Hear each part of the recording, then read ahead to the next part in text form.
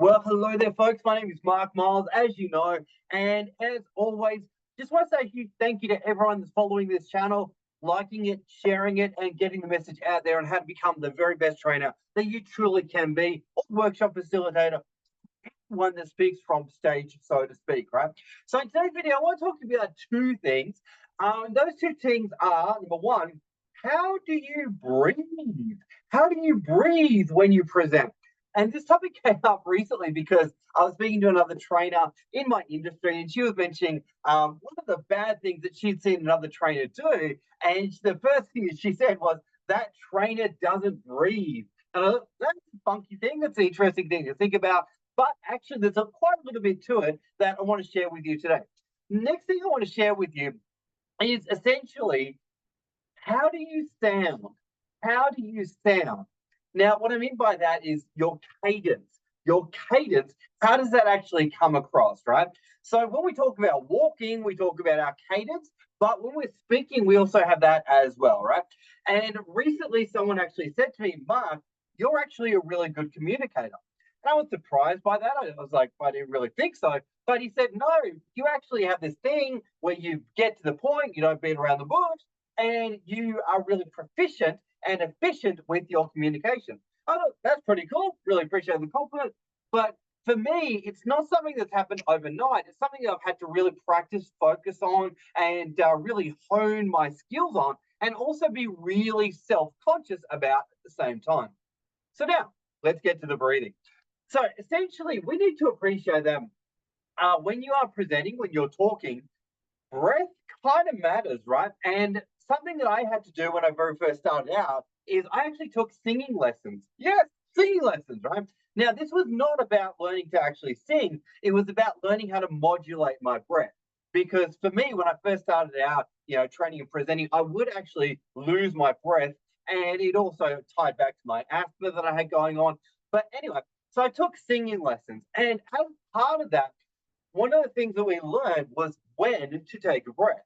Now, before we get into that, generally what I highly recommend people do, if anyone has any challenges around this area, grab a sticky note and write on the sticky note, breathe, breathe, breathe, right? And just have it by your laptop or have it by your computer when you're presenting, or even your training notes when you're presenting, just to remind you when to breathe and the importance of actually breathing. What a crazy idea, right? Breathing's not optional, as I say.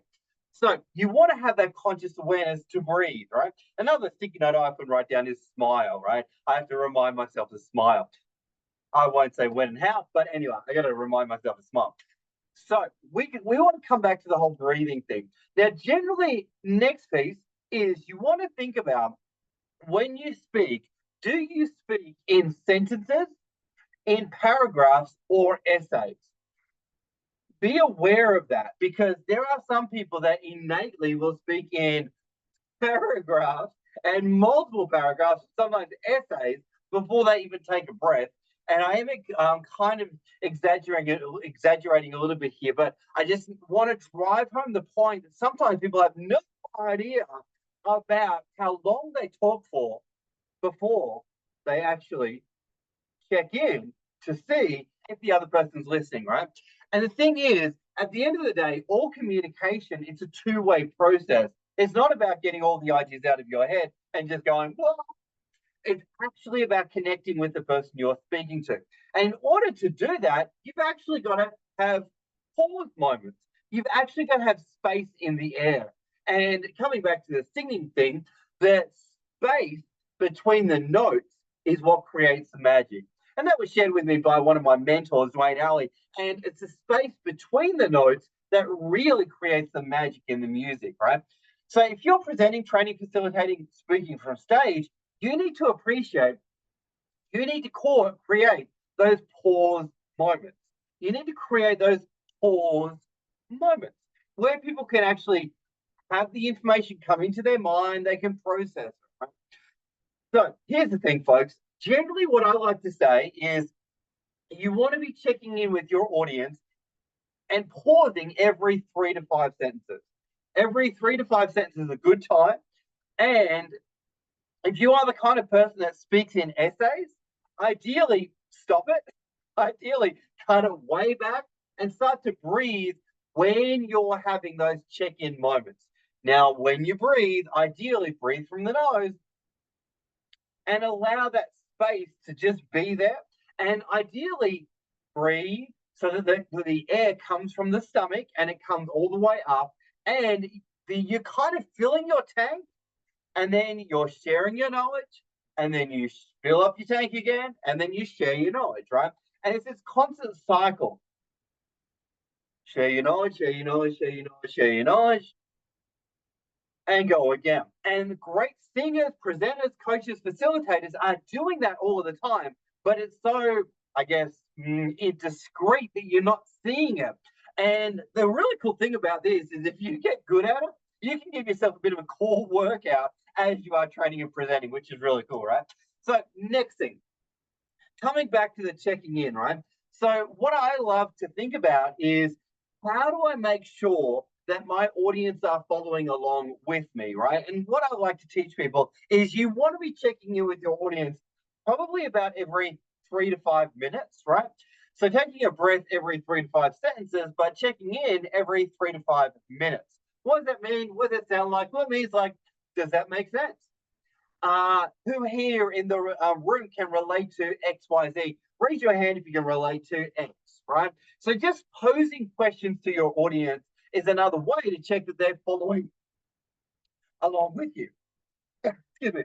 So next, what do I want to talk about next? Yeah, cadence and flow. Let's touch on that topic, right? Cadence and flow. This kind of comes back to knowing your pace and your control of your pace and the power of that. You see, earlier in other videos, I've talked about the fact that people that are aware of their pace and are able to use it are a lot more dynamic on stage and are able to have a more of an emotional impact. So what I suggest in other videos is if you struggle a little bit in the emotion and the tonality and the pace side of things, practice it. Actually get a speech from someone famous, maybe like Martin Luther King.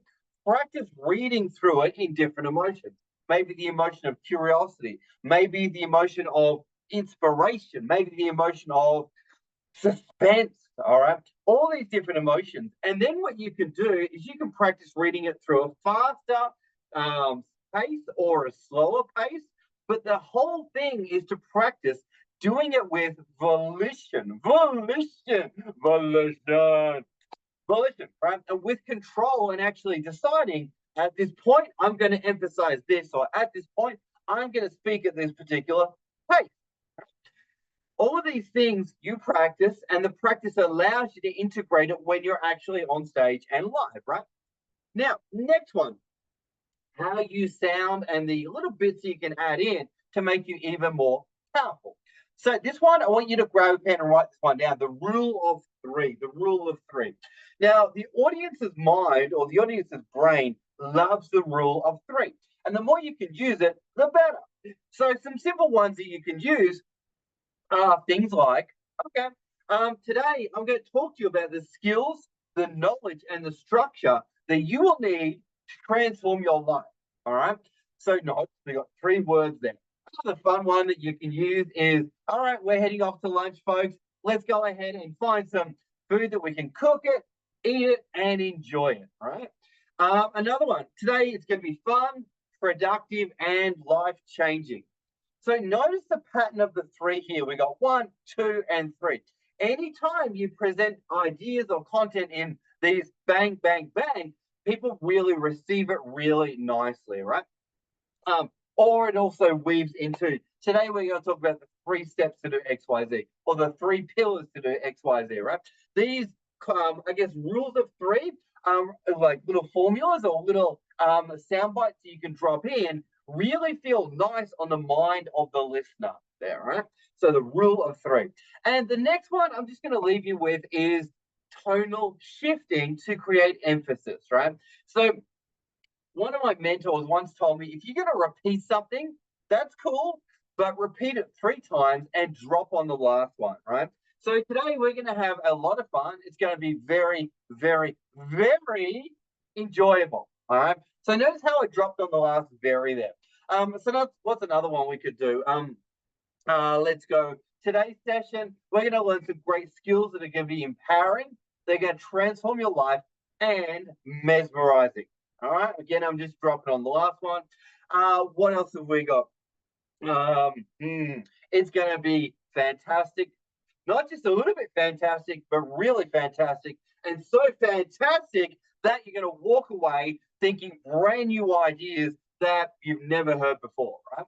So I'm going a little bit exaggerated, a little bit over the top here, but hopefully you're getting the point, right? Very, very, very important that you get the point. So these are kind of things that master trainers, master presenters weave into their delivery that are a little bit unconscious to the audience, but when you weave them in, you have an impact that's a little bit bigger than most people out there, right? You're very conscious of it. So coming back to the breathing, when to breathe? All the time, right? When you breathe, generally you want to be doing it from the stomach, you want to do it from the nose, and you want to fill up your tank, share your stuff. Fill up your tank, share your stuff. Fill up your tank, share your stuff. And for people that speak in essays, ideally stop it, and more so get into the habit of speaking in sentences, pause, and create space for the people to listen to your ideas. At the same time, have a bit of conscious awareness around your cadence and your speed as well. Hope you got some value from the video, folks. Hopefully that's brought new air and new thoughts to how you rock and roll on stage, folks. Thanks so much for watching, and we'll see you on the next one. Bye for now.